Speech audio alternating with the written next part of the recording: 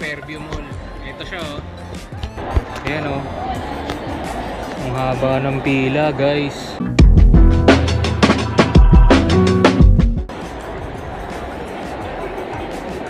Ngayon ko lang nakita itong pila na to kasi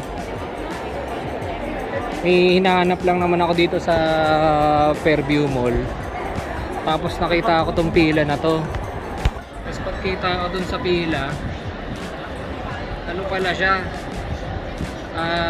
Job fair dito sa Fairview Mall.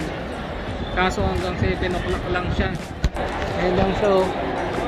Sobrang haba ng pila. Hindi ko alam kung i-accommodate pa kami. Pero parang hindi na rin tayo aabot kasi dumating tayo dito alas 3. So dito ini-interview yung mga yung mga nakapila.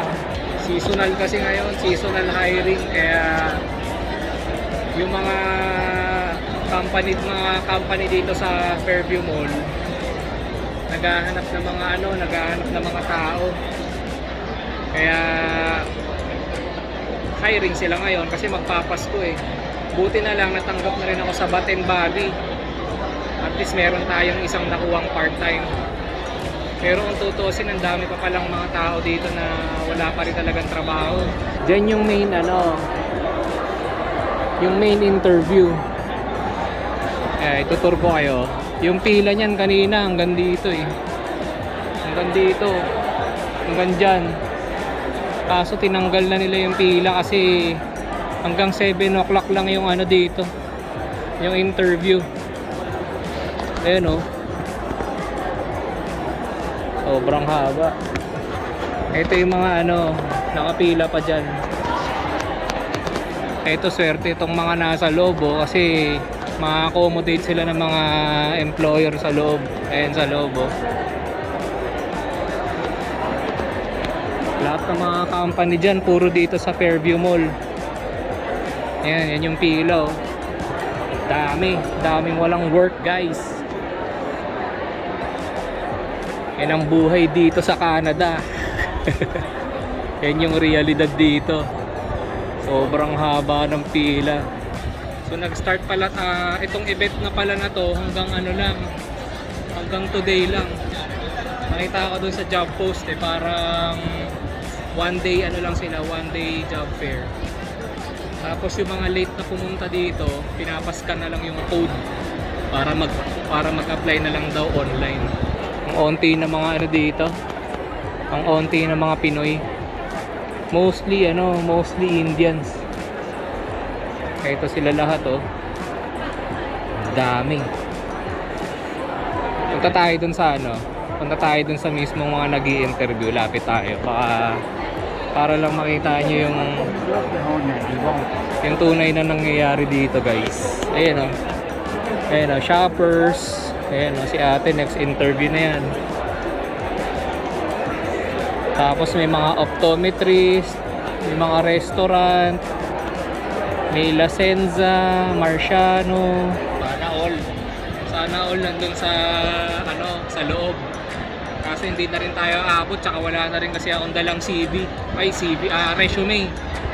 Kaya hindi na tayo makakaabot. Pero dun sa mga wala pa rin trabaho dito sa Canada, ito sa next clip, in-scan ko kasi yung code dito. Pwede kayong mag-apply dyan online. Ayan. Yung nakikita nyo dyan, ito yung mga hiring na businesses dito ngayon sa Fairview Mall. So apply na lang kayo dyan sa online nila. So hopefully matawagan kayo, or kung gusto nyo ng medyo out of the box mag-apply, try nyo din mag-walk-in dito kasi nag-walk-in lang din ako dito sa Bath and Body. So natanggap ako, yung kontrata ko 3 months lang, so hanggang month of January lang. Pero depende na sa kanila kung ipa-permanent nila ako. So hopefully ma-absorb tayo. Ito yung job fair oh. Ito yung job posting nila. So one day lang. Hanggang alas 7 ng gabi. Kaso mukhang di naaabot, alas 5 na, tsaka wala akong dalang resume. So feeling ko naman next time Feeling ko yung mga ibang mall, mag-hiring din yan for sure. Kasi magpapasko eh. Kaya kailangan nila ng mga tao. So I suggest, abang-abang kayo sa mga mall na malalapit sa inyo. Ewan ko kung saan nila pinupost to. Either pumunta kayo sa mall or check nyo yung website nila para at least updated kayo sa mga job fair na katulad nito. Like ngayon, nabigla lang din ako na may job fair dito. Kung alam ko lang, inagahan ko yung punta dito tsaka nagdala ako ng resume. So, okay lang kung hindi tayo ma-interview today. Kasi meron pa naman tayo mga upcoming interviews. So hopefully ma-finalize yun before the end of September. So let's see how it goes. Buhay namin dito sa Canada hindi biro, guys. So kailangan talaga meron ka ring connection dito tsaka swertihan lang din kung ma-hire ka dito ng mga companies. And siguro suggest ko na lang din, huwag din kayo, totoo nga yung sinasabi nila na huwag kayo masyadong mapili sa trabaho kasi ang mahal ng bilihin dito. Parang triple yung dito, yung expenses, lalo sa mga housing, sa mga pricing sa restaurant, yung mga bilihin dito, yung mga goods kasi lalaki ng taxes. So kailangan as much as possible makakuha kayo ng trabaho para at least meron kayong panggastos dito sa Canada. Lalo yung mga tao nag-iisa lang dito, yung mga walang support system, kailangan talaga maghanap ng trabaho kahit ano pa yan, kahit minimum pa yan, at least meron kayong work. Dito ko na lang tatapusin yung video. Ayan, ongoing pa rin yung interview doon. So kita-kits na lang tayo sa next video natin, mga papi.